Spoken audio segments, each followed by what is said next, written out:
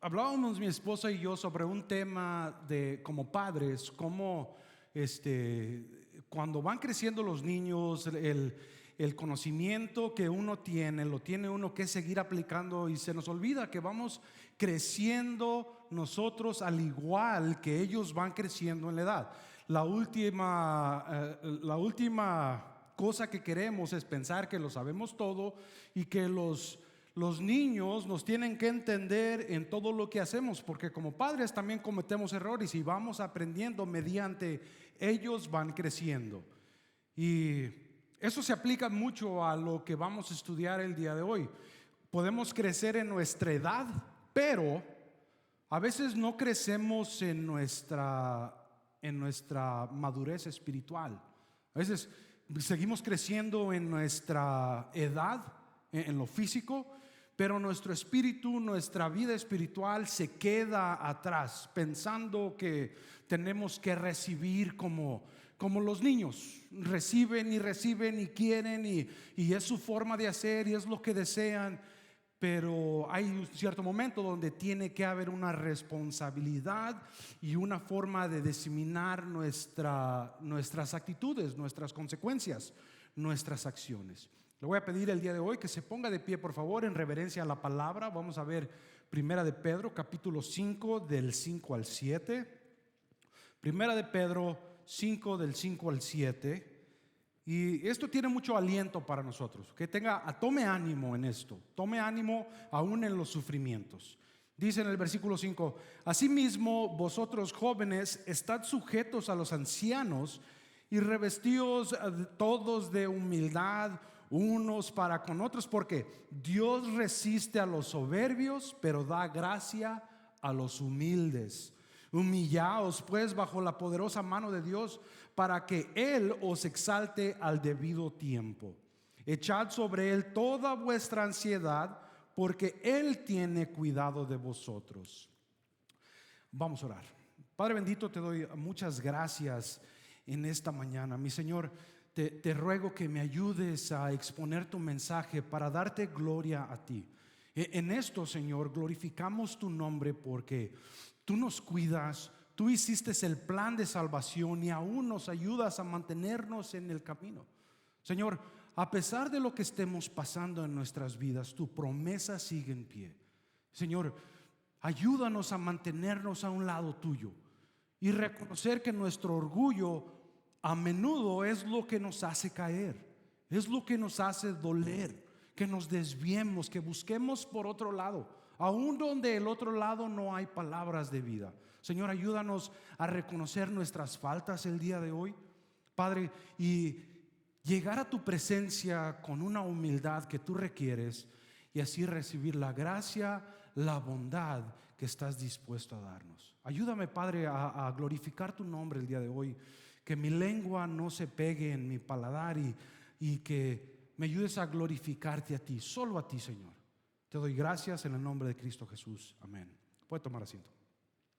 Mire, durante el tiempo que estuvimos haciendo los estudios de este sermón, de este mensaje, me acordé de un título que los psicólogos le dan a adultos, a jóvenes adultos o ya adultos a sus 30 años, entre 30 y 40 años, tienen un síndrome reconocido por la psicología, sino que es reconocido por los psicólogos o la consejería, que se llama Peter Pan Syndrome, el síndrome de Peter Pan. Peter Pan es una caricatura donde un hombre mayor reconoce que hay un mundo de ilusiones y donde pueden volar y la comida es abundante, es un juego. Pero era un hombre adulto que regresa a esa edad y se acuerda, y en cuanto empieza a recordarse, su imaginación lo regresa a esa clase de vida, a jugar con sus amigos, a jugar espadazos contra el capitán malévolo, el maligno. Pero este síndrome es muy serio porque en las gentes, en los individuos, especialmente en los hombres, es un síndrome que no les ayuda a avanzar en su vida actual. Y hay ciertas características que los adultos o jóvenes adultos se mantienen en esa clase de pensamiento y no quieren crecer.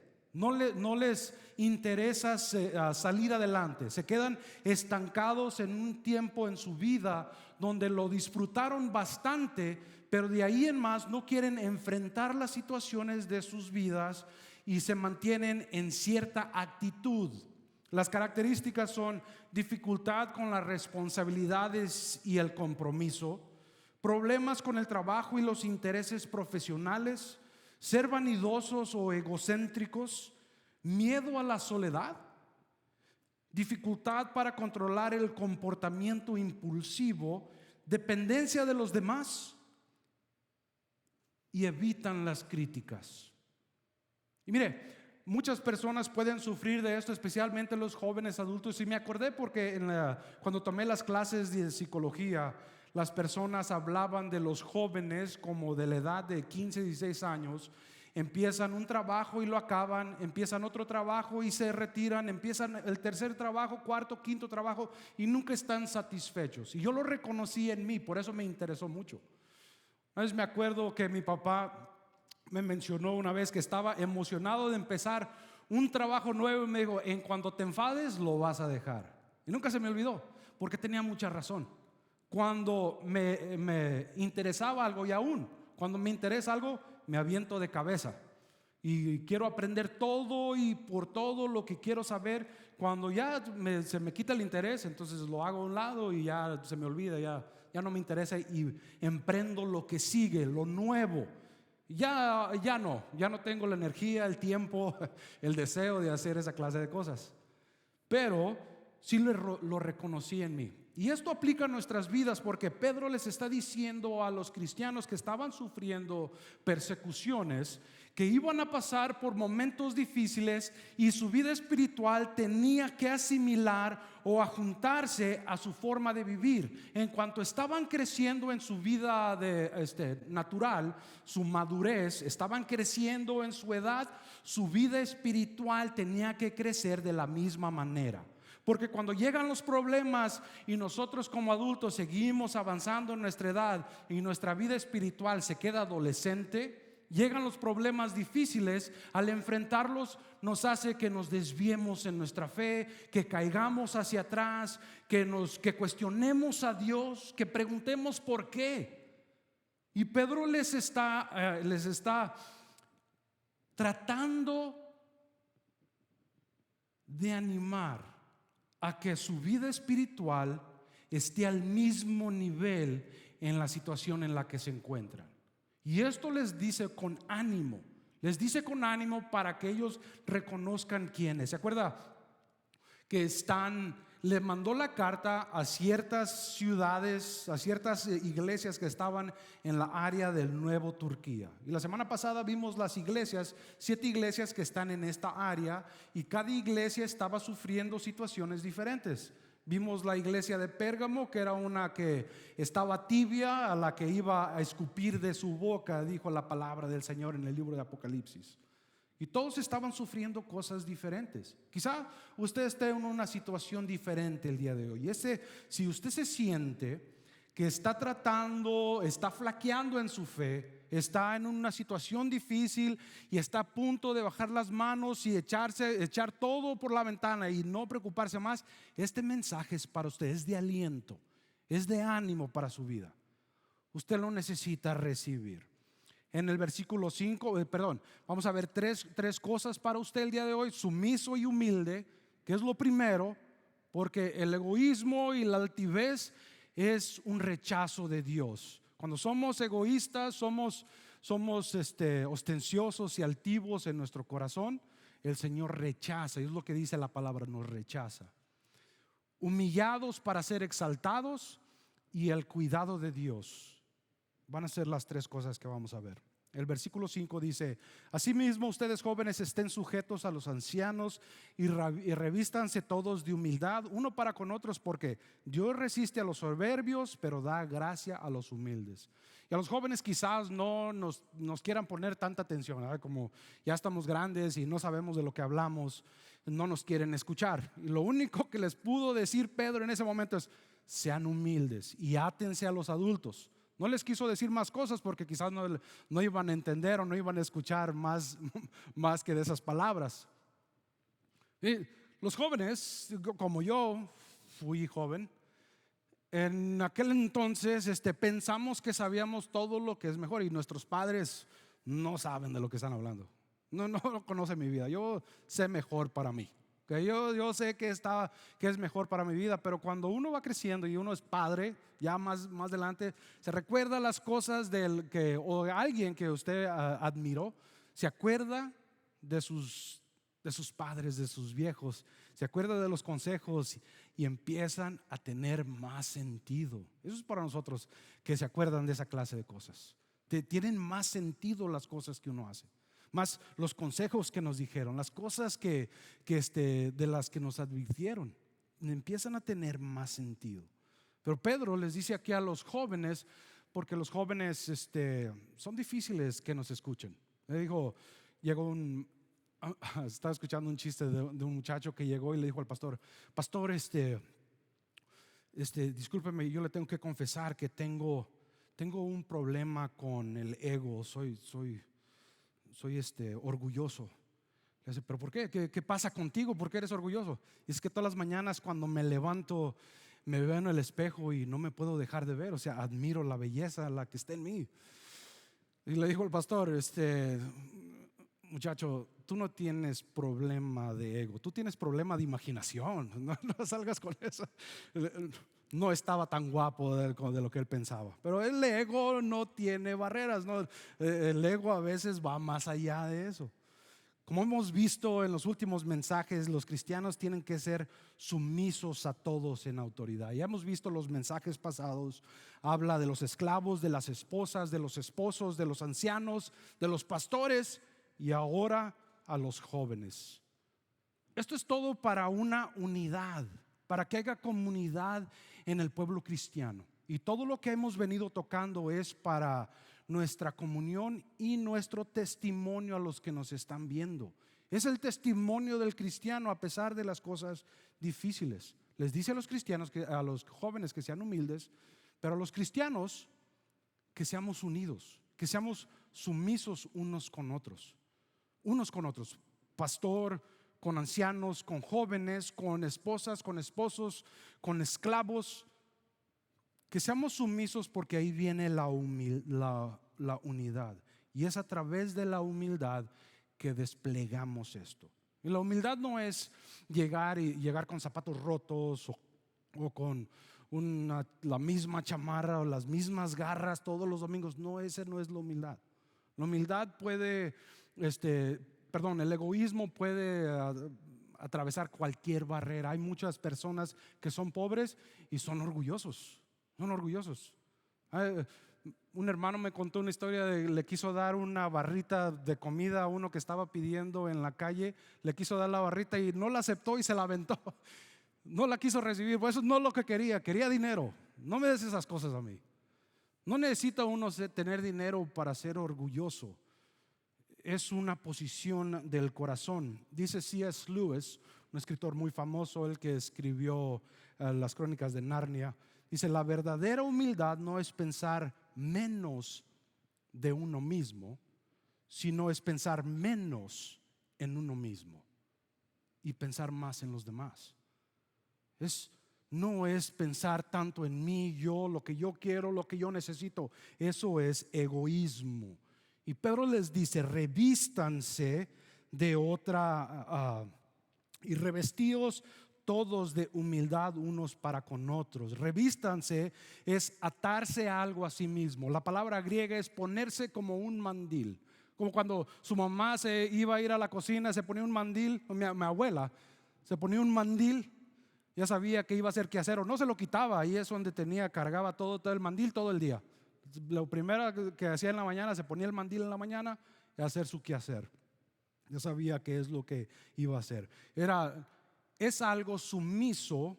En aquel entonces se les estaba diciendo a todos, aunque no importara la posición, que se pusieran ese mandil. Y ese mandil tenía una representación en aquel entonces, que solamente los esclavos se ponían ese mandil. Y era una humildad. Y era algo raro para aquel entonces. La humildad no se veía como la vemos hoy, como algo que es grandioso. La reconocemos por la Biblia, pero antes era un sinónimo de debilidad o cobardía. Y a veces la humildad la vemos así. No queremos ser humildes con nadie más porque no quiero que me pisoteen o que me atropiece nadie. Pero no es así. La humildad de la que habla aquí es con el corazón para con Dios, para tener su amor, para su apoyo y ser exaltados por Él. Para reforzar este pensamiento, Pedro les menciona en Proverbios 3:34, dice: ciertamente Él se burlará de los que se burlan, pero a los humildes concederá gracia. Aquellos que somos burlescos nos resiste el Señor. Eso hasta me duele un poquito a mí porque yo soy de esas personas. Quizás con los más cerquitas, ¿verdad? Con mis niños, con mi familia, con mi esposa. Y no burles con una mala forma, sino que a veces me paso y me tienen que regañar. Más adelante en Proverbios 6 del 16 al 17 dice: 6 cosas aborrece el Señor y aún 7 abomina su alma: los ojos altivos. No sé dónde esté su pensamiento, su forma de pensar, pero yo le aseguro que una persona que es arrogante y que tiene altivez y que es prepotente y altivo no tiene descanso como una persona que es humilde. Déjele repito eso. Una persona que es altiva y arrogante no tiene el mismo descanso que uno que es humilde. No tiene el mismo descanso. En Juan 13 del 1 al 7 dice: antes de la fiesta de la Pascua, sabiendo Jesús que su hora había llegado para que pasase de este mundo al Padre, como había amado a los suyos estaban en el mundo, los amó hasta el fin. Y cuando cenaban, como el diablo ya había puesto en el corazón de Judas Iscariote, hijo de Simón, que le entregase, sabiendo Jesús que el Padre le había dado todas las cosas en las manos y que había salido de Dios y a Dios iba, se levantó de la cena y se quitó su manto y tomando una toalla se la ciñó. Este es de lo que hablamos, de revestirse de humildad. Se estaba poniendo el pañuelo de un esclavo. Luego puso agua en un lebrillo y comenzó a lavar los pies de los discípulos y a enjugarlos con la toalla con que estaba ceñido. Entonces vino a Simón Pedro y Pedro le dijo: Señor, ¿tú me lavas los pies? Respondió Jesús y le dijo: lo que yo hago, tú no lo comprenderás ahora, mas lo entenderás después. De nuevo vemos que Jesús le dio un ejemplo de ser humilde. Y Él nos pone eso en pie desde el principio, la humildad. La humildad desde la forma en la que nació, cómo llegó. Y aún en sus acciones, para que sus discípulos supieran de dónde salían esas acciones. Y su mismo Señor las hacía. Entonces nosotros no tenemos otra alternativa más que ser humildes. Si Él es nuestro Señor. La toalla que se amarró Jesús era un simbolismo profundo de servidumbre. Al arrodillarse y amarrarse la toalla, Él estaba demostrando la humildad y el gozo al saber lo que iba a hacer por aquellos a los que iba a salvar. Su humildad era extrema.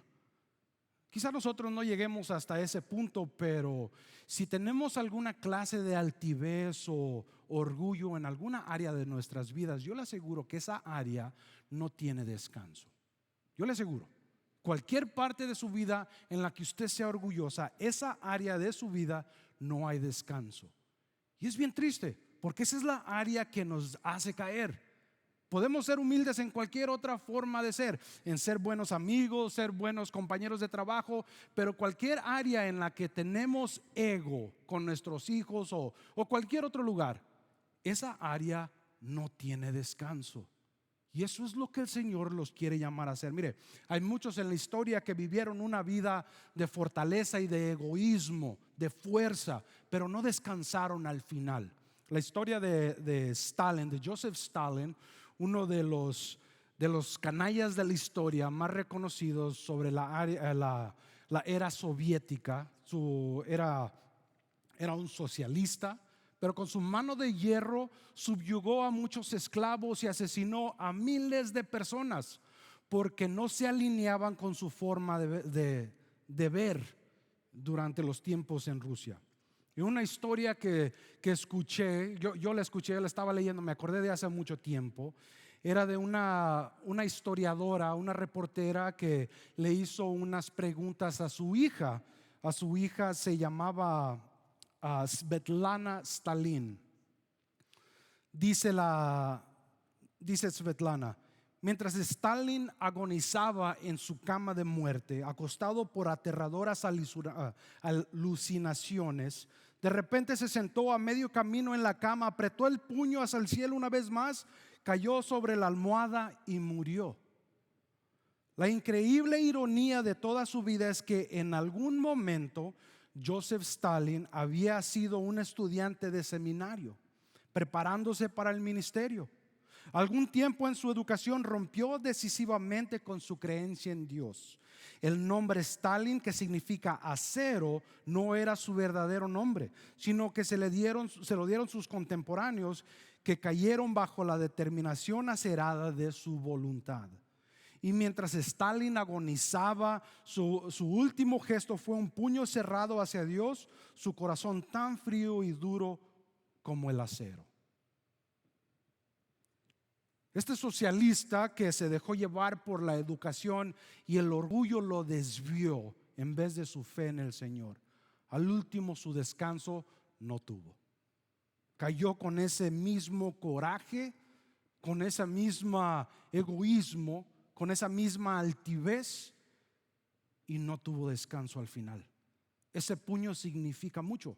Y para nosotros, ese egoísmo, esa altivez, estamos haciendo un puño en alguna área de nuestras vidas.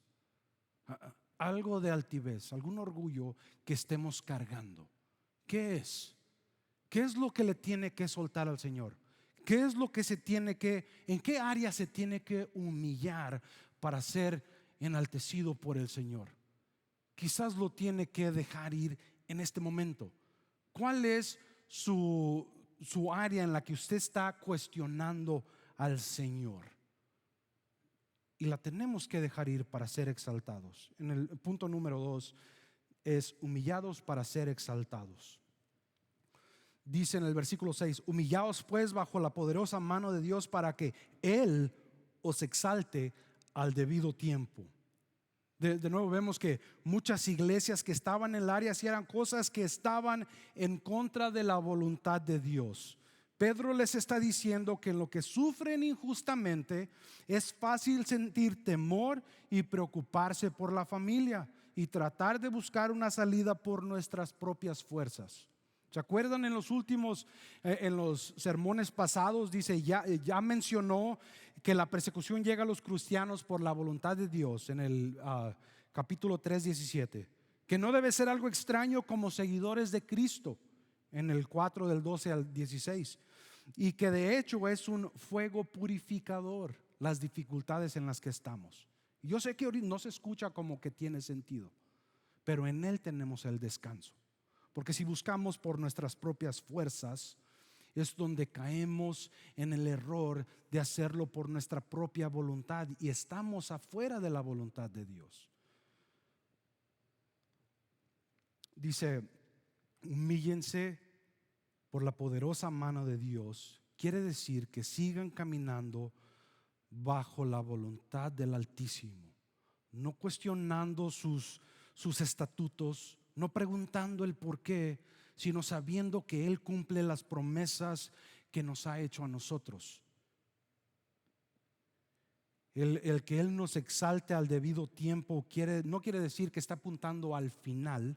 No quiere decir que cuando Dios se ha revelado, sino que la palabra griega que menciona aquí Pedro es que es una terminología que apunta al fin del momento de sufrimiento en el que usted está.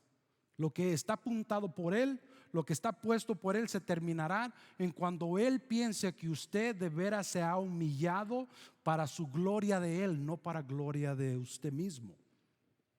Se puede decir que Dios levanta al humilde y al creyente si es sumiso y lo levanta fuera de la dificultad al tiempo puesto por Él mismo, no por lo que nosotros queremos. No quiere decir que no podamos pedir por un final inmediato, porque eso es lo que queremos. Queremos salir de las dificultades en las que estamos, pero es al tiempo del que Él ponga para nosotros. En Lucas 14 del 7 al 11 dice: observando a los invitados, como escogían los primeros asientos a la mesa, refirió una parábola diciéndoles: cuando seas invitado por alguien a una fiesta de bodas, no te sientes en el primer lugar, no sea que otro más distinguido que tú haya sido invitado por él, y que viniendo el que te envió a ti al otro te diga: da el lugar a este, y luego comiences con vergüenza a ocupar el último lugar.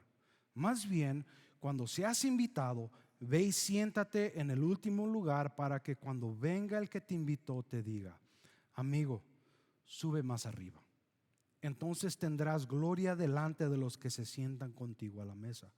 Porque cualquiera que se enaltece será humillado, y el que se humilla será enaltecido. A lo que apunta es que es al tiempo del Señor en cuando somos enaltecidos, cuando somos alzados y levantados del lugar de donde estamos. Quizás queremos salir de las situaciones en las que estamos por nuestras propias fuerzas y no le adelantamos a Dios.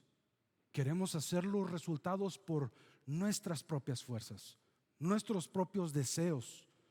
Queremos ver los resultados ahorita y salimos de la voluntad del Señor haciendo lo opuesto a lo que Él pide de nosotros. Y eso es un error. Podemos caer en dificultades más profundas o ser más avergonzados. ¿Cuántas veces no hemos visto que habemos cristianos que vamos por ahí, tratamos de ver resultados de cierta manera y caemos en vergüenza? Y el testimonio que tuvimos es demoronado porque los que nos están observando dicen: mira, no, que muy cristiano, tratando de ver los resultados por su propia voluntad. Tenemos que tener cuidado. Él nos enaltece cuando nos humillamos para su voluntad. 4 beneficios de ser humilde. Uno es Dios favora al humilde en Proverbios 3:34. Dios levanta al humilde en Juan 4:10. Dios honra al humilde en Proverbios 29:23. Y Dios le da sabiduría al humilde en Proverbios 11:2.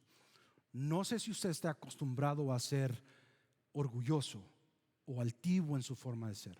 Si todas las cosas que usted ha alcanzado en su vida lo han hecho pensar de que lo que usted hace, lo que usted ha hecho es suficiente para que la gente lo reconozca. Habemos muchos así, que las cosas que hemos adquirido, lo que hemos hecho en nuestras vidas, eso es suficiente para lo que la gente nos vea. Habemos unos que pensamos que con nuestra belleza natural que Dios nos dio, con eso es suficiente para que la gente nos trate de cierta manera. Hay veces que por las habilidades o nuestra forma de hablar pensamos que con eso es suficiente para que la gente nos trate de cierta manera. Hay veces que por nuestra edad, por lo que hemos vivido, por nuestras experiencias, pensamos que la gente nos tiene que tratar de cierta manera. Pero la humildad es lo que cuenta aquí. Ahora, lo que está haciendo en su vida, que es altivo, lo que le digo, en la área en la que usted sea orgulloso, en la que no tiene descanso, esa cosa solamente crea más problemas en el futuro. Y eso es lo que Pedro quiere prevenir, al mismo tiempo que darle aliento. La exaltación que viene de Dios depende de usted, depende de su corazón.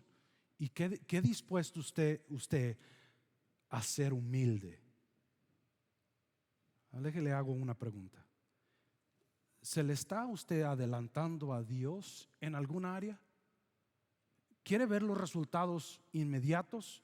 ¿Que está haciendo cosas que están fuera de la voluntad de Dios? Me encantaría que examinara esa área de su corazón para que de veras sea enaltecido, porque si llega a un lugar de orgullo, quizás el Señor le quite eso para de veras humillarlo. Y es mejor que uno se humille a uno mismo, que el Señor nos humille, porque eso es doloroso. Le advierte la palabra del Señor. El punto número 3 es que es el cuidado de Dios. Dice el versículo 7: echen sobre Él toda su ansiedad, porque Él tiene cuidado de ustedes. Pedro les manda esta carta a los que están en esa área, y acuérdense, los están persiguiendo, los están criticando, los están haciendo criminales. Habían perdido el estatus social, ya no los veían igual por ser cristianos en aquel entonces. Habían perdido respeto, familia, amigos, trabajos, sus hogares. ¿Se acuerdan que eran jornaleros? Ya no eran de ese lugar, sino que habían huido por la persecución y habían llegado hasta esa área. Ya eran peregrinos, no tenían un hogar, habían perdido todo. Y algunos, en unos casos, habían perdido la vida completamente. Y estas eran posibilidades reales por ser cristiano, por no perder el testimonio. Y en nuestras vidas igual. Podemos perder amistades. Piense usted, ¿ha perdido alguna amistad por ser cristiano? Yo sí. ¿Ha perdido buenas relaciones atadas con familiares? Sí, por ser cristiano, sí. Pero esa es la posibilidad de hacerlo. Y les estaba escribiendo en este capítulo a la iglesia de Esmirna. La iglesia de Esmirna estaba sufriendo mucha persecución en aquel entonces. Era una área de un puerto, la ciudad de un puerto que estaba hacia el norte, como unas 35 millas de Éfeso, la ciudad de Esmirna. Era una ciudad de puerto donde había dos facciones que los estaban persiguiendo a los cristianos. Una eran los judíos, que eran ultra judíos y no tenían nada que ver con los cristianos, es más, los estaban persiguiendo. Y los otros eran los romanos, que eran leales a Roma y hacían sacrificios al emperador. Había en esta ciudad como unos 100,000 habitantes y la persecución estaba fuerte. Es más, dice en el libro de Apocalipsis que aquí es donde estaba el asiento de Satanás. Déjele leo el pasaje. Está en Apocalipsis 2 del 8 al 11. Dice: escribe al ángel de la iglesia en Esmirna, el primero y el último, el que estuvo muerto y vivió, dice estas cosas, hablando de Jesús. Y yo conozco que tu tribulación y tu pobreza, aunque eres rico, y la blasfemia de los que dicen ser judíos y no lo son, más bien son sinagoga de Satanás. No tengas ningún temor de las cosas que has de padecer. He aquí, el diablo va a echar a algunos de ustedes en la cárcel para que sean probados, y tendrán tribulación por 10 días. Sé fiel hasta la muerte, y yo te daré la corona de vida. El que tiene oído, oiga lo que el Espíritu dice a las iglesias. El que venza jamás recibirá daño de la muerte segunda. En este lugar había tanta persecución. En la historia de la iglesia hay un hombre que se llamaba Policarpio, y Policarpio fue un estudiante de Juan el apóstol. A él mismo lo martirizaron en el año 156 por su fe. Pedro les anima, no nomás a ellos, a los que estaban recibiendo persecución, sino también a los cristianos como usted y como yo, en los días de hoy, en las dificultades que nos encontremos, que nos humillemos al Señor para que Él nos enaltezca, porque nuestro testimonio es lo que importa. Si usted está pasando por un tiempo difícil y sus ansiedades están por el cielo, es importante que en estos momentos usted se apegue más a Dios, no retirarse, porque piensa que va a buscar o va a encontrar palabras de vida en otro lugar, y no es así. No va a encontrar el mismo ánimo, el mismo apoyo, el mismo amor. que lo que uno encuentra en el Señor. Mire, encontré 3 pasajes que son un escalón por qué tenemos que darle nuestras ansiedades al Señor. Porque si no las mantenemos, estamos propensos a ser ahogados por las dificultades del mundo. En Mateo 6:25 dice: por tanto les digo, no se afanen por su vida, qué han de comer o qué han de beber, ni por su cuerpo, qué han de vestir. ¿Qué han de vestir? ¿No es la vida más que el alimento y el cuerpo más que el vestido? Mateo 6:33 más adelante dice: más bien busquen primeramente el reino de Dios y su justicia, y todas estas cosas serán añadidas.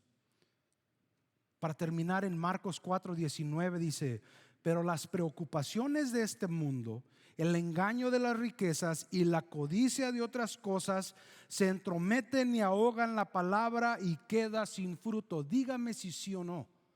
Cuando usted está pasando por una tormenta difícil, una dificultad, algo que le está robando el sueño, que le quita la paz, dígame si sí o no, nos quita de estar en comunión con el Señor, leer su palabra, estar con Él. Si nos roba todo eso, nos ahoga nuestra vida espiritual. ¿Cuántas veces no hemos escuchado a personas que por las cosas en las que estamos viviendo no quieren ni abrir su Biblia?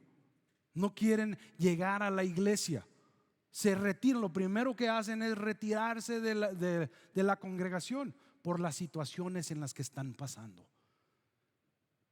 Es mejor echar la ansiedad, porque Él tiene cuidado sobre vosotros.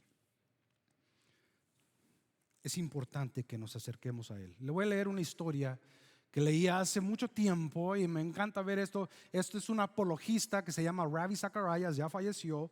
Estuvo en una turbulenta tormenta de acusaciones que fueron reales, pero esta historia fue impactante para mí, quizás sea para usted.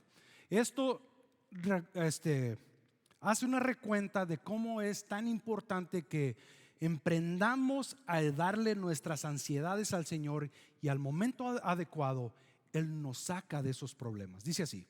Dice Ravi Zacharias: yo estaba ministrando en Vietnam en 1971 y uno de mis intérpretes era Hien Pham, un joven cristiano energético. Había trabajado como traductor con las fuerzas estadounidenses y fue de inmensa ayuda tanto para ellos como para misioneros como yo.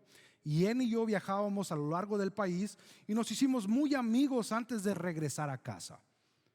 No sabíamos si nuestros caminos se volvieran a cruzar. 17 años después recibí una llamada telefónica y dijo: hermano Rafi. Preguntó el hombre. Inmediatamente reconocí la voz de Hien y pronto me contó su historia. Esta es su historia. Poco después de la caída de Vietnam, Hien fue encarcelado, acusado de ayudar a los estadounidenses y trabajar para el CIA.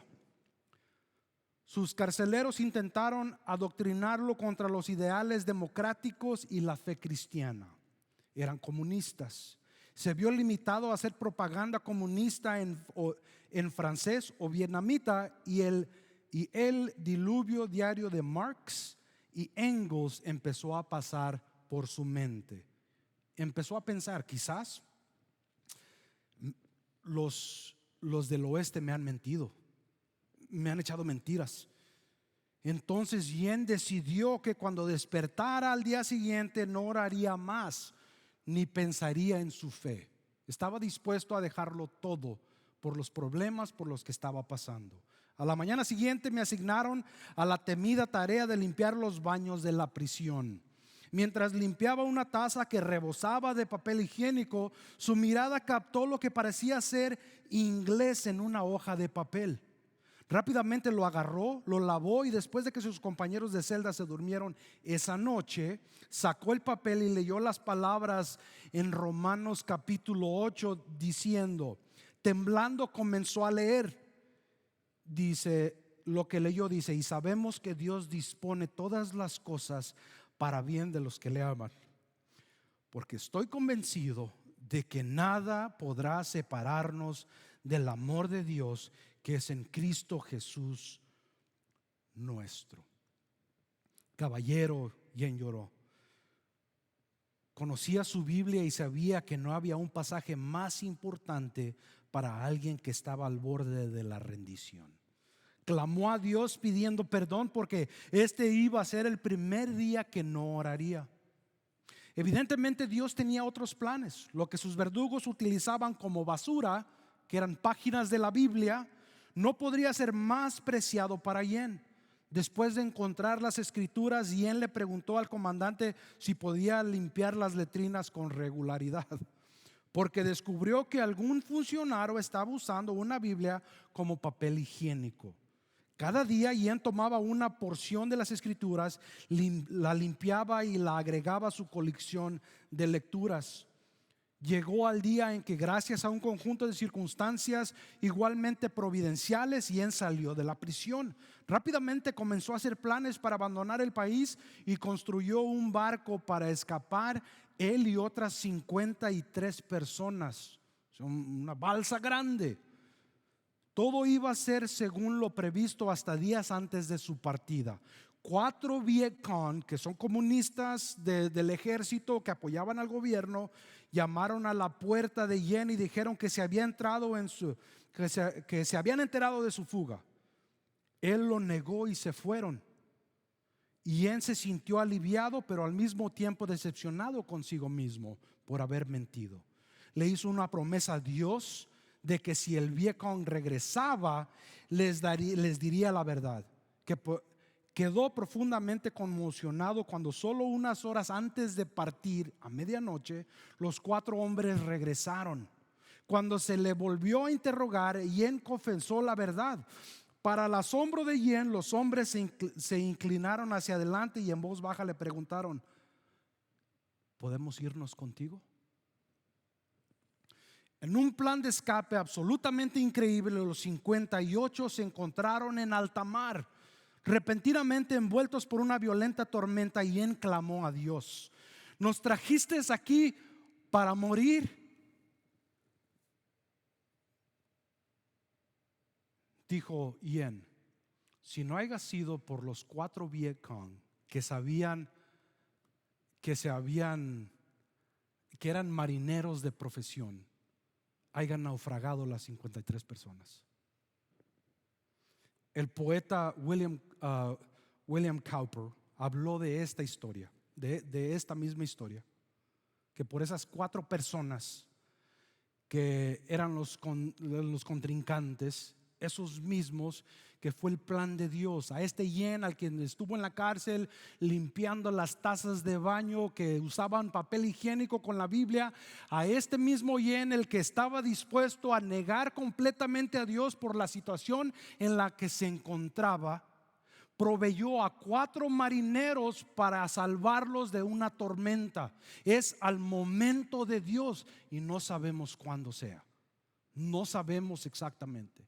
Y es importante que reconozcamos que tenemos que humillarnos para su voluntad, porque Él cuida de nosotros. Dice el poeta: Dios se mueve de una manera misteriosa, sus maravillas para realizar. Él planta sus pasos en el mar y cabalga sobre la tormenta. Sus propósitos madurarán rápidamente, desplegándose cada hora. El cogollo puede tener un sabor amargo, pero dulce será la flor. La incredulidad ciega seguramente errará y escaneen en vano sus obras. Dios es su propio intérprete y Él lo aclarará. Con todo esto, no sé dónde esté su corazón, y yo personalmente, pasando por dificultades, me entrego al Señor y sufro de ansiedad severa, aunque no lo crea. Se la tengo que entregar al Señor a menudo porque es mucho en contra de mí. Tengo que operar de una manera donde mis familiares no son arrastrados por esa actitud mía. Tengo que reconocer que yo no puedo conmigo mismo, no puedo con mi propia depresión y ansiedad. Se la tengo que entregar al Señor y de rodillas vengo a Él seguido, porque yo sé que no la puedo cargar. Y echar es descargar lo que usted traiga. Echar al Señor para que usted sienta alivio es dejar ir su egoísmo, su orgullo, porque en ese orgullo no hay descanso. ¿De qué necesita descanso usted el día de hoy? ¿Cuál es la tormenta en la que se encuentra? ¿Qué situación usted necesita alivio? Y le ruego que el día de hoy piense en echarle eso al Señor para que usted sienta descanso. Vamos a orar. Padre mi Dios, te doy muchas gracias en esta mañana. Mi Señor, te pido que nos ayudes a reconocer cualquier área de nuestras vidas en la que sentamos orgullo, sabiendo que te necesitamos, que te las entreguemos el día de hoy, Señor. Yo necesito descanso. Yo quiero descansar en ti. Y Padre, vengo a ti seguido. Te pido, mi Señor, que nos hagas reconocer el área en la que te tenemos que entregar. Que nos ayudes a ser honestos, a sentir la convicción tuya, Señor, a la que nos traes para tener descanso en ti. Y Padre, te pido por aquellos que están pasando por tiempos difíciles de incertidumbre, de dolor, de angustia, Señor, que están en una tormenta y no pueden ver el sol, la luz, no pueden ver en claridad. Señor, ayúdalos, guíalos. Ayúdales a recordar que todo a su tiempo y serán enaltecidos, serán exaltados por ti, Señor.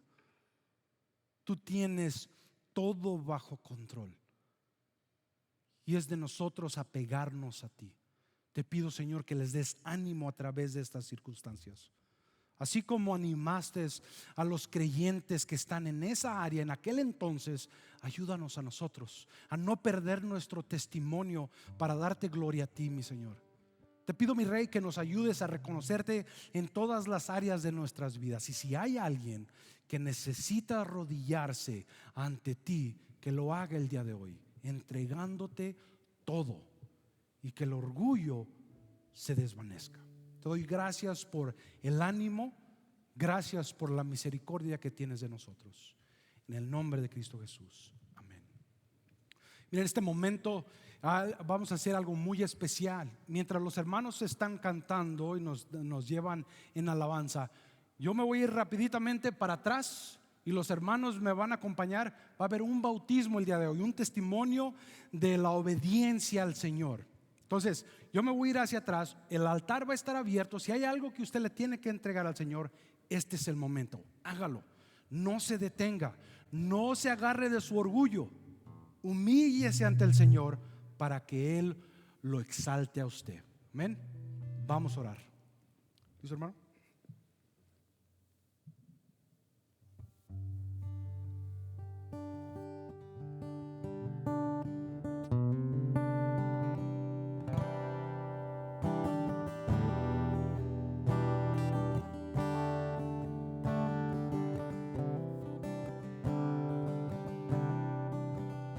Vida das y amor, traes luz a tiniebla, fuerza das, restauras todo corazón roto.